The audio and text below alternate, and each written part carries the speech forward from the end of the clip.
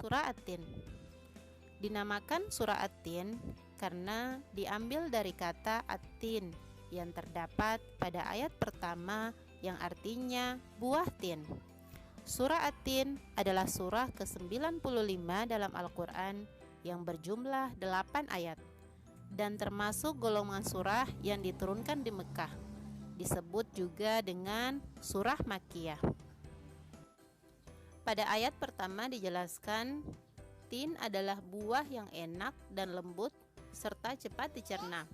Ia menjadi obat yang banyak manfaatnya, memperhalus fisik, mengencerkan dahak, membersihkan ginjal, menghancurkan batu pada saluran air seni, menggemukkan badan, dan melonggarkan rongga hati dan limpa. Zaitun adalah buah yang memiliki keistimewaan karena kandungan minyaknya yang berlimpah sehingga dapat digunakan di daerah yang kurang memiliki minyak. Selanjutnya, pada ayat kedua dijelaskan juga Gunung Sinai terletak di semenanjung Sinai, lintasan antara tanah Mesir ke Israel, Arab, dan Mesopotamia.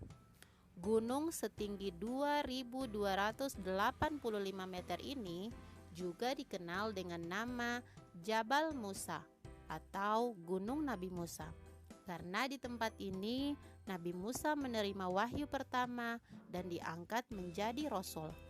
Pada malam Mi'raj, Rasulullah SAW berhenti sebentar di tempat ini dan melaksanakan sholat sebagai penghormatan beliau pada kesucian tempat tersebut.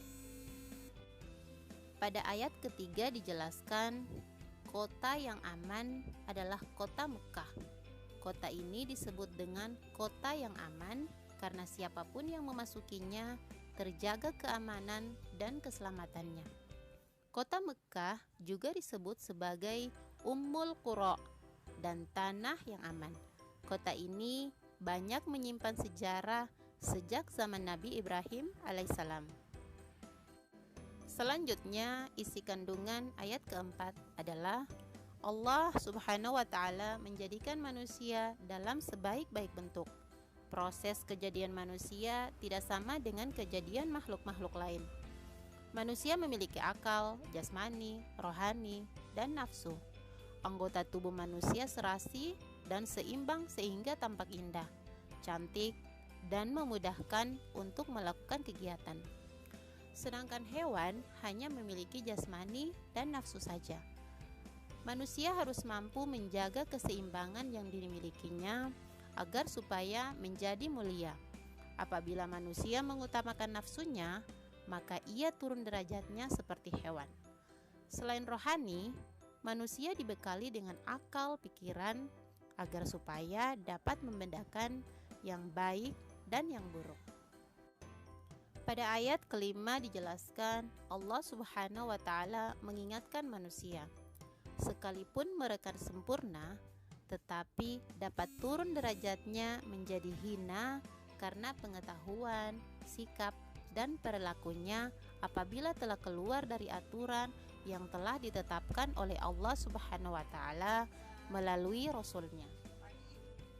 Contoh kelebihan manusia dari makhluk lainnya dari sikap dan perilaku, dari bertutur kata, berpakaian, makan dan minum, bergaul, menggunakan anggota tubuh.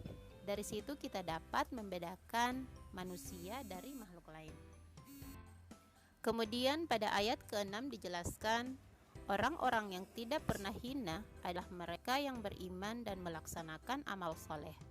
Orang yang demikian itu akan selamat dari kehinaan dunia dan akhirat.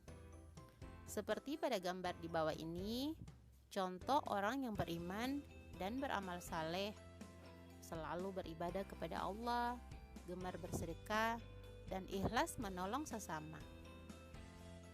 Selanjutnya pada ayat ke-7 dijelaskan, pada hari kiamat nanti ada hari pembalasan terhadap perbuatan manusia yang baik dan buruk.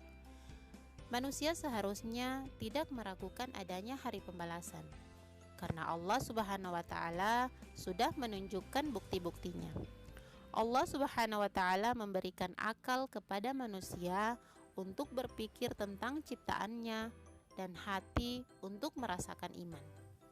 Pertanyaan Allah Subhanahu wa taala itu untuk mengingatkan adanya hari kiamat agar manusia tidak lupa dan lalai sehingga terjerumus dalam dosa dan kehinaan. Nauzubillah min zalik. Dan kandungan ayat yang terakhir adalah Allah Subhanahu wa taala adalah yang Maha mengetahui, sebagus-bagus pencipta dan pengatur segala urusan. Allah Subhanahu wa taala yang memberi keputusan atas segala persoalan. Tiada perbuatan walau sekecil pun yang dapat terlepas dari pengadilannya. Pengadilan Allah Subhanahu wa taala adalah sebaik-baik pembuat keputusan. Allah Maha Pengasih kepada hamba-hambanya. Ia senantiasa mengingatkan agar manusia tidak lupa diri. Jika ternyata manusia masih melakukan dosa, maka karena keadilannya, manusia akan menanggung akibat dan pembalasan atas dosanya itu. Allah Subhanahu wa taala juga telah menyiapkan kenikmatan bagi orang-orang yang menjalankan syariat.